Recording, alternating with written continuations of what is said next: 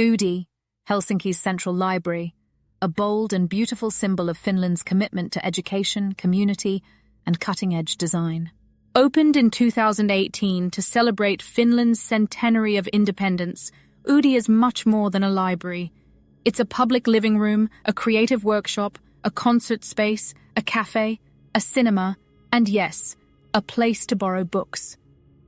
Located directly across from the Finnish Parliament, Oodi reflects the democratic values of openness, equality, and access to knowledge. Architecturally, Oodi is stunning.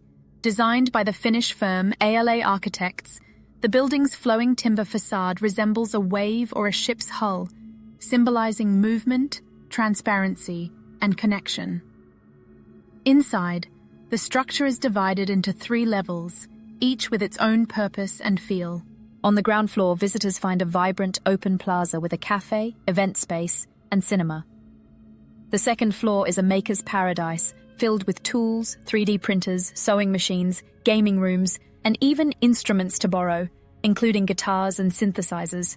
There's a podcast studio, photography booths, and workshops designed to encourage creativity at all levels. The third floor is what many call book heaven.